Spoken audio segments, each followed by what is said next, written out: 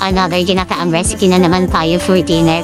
But before that, let me just thank you Miss Dada Bron and Sir David Nichols Cardose para po sa katala.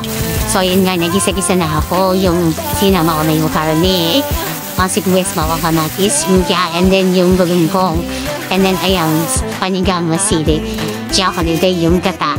And then yung pampalasa niya.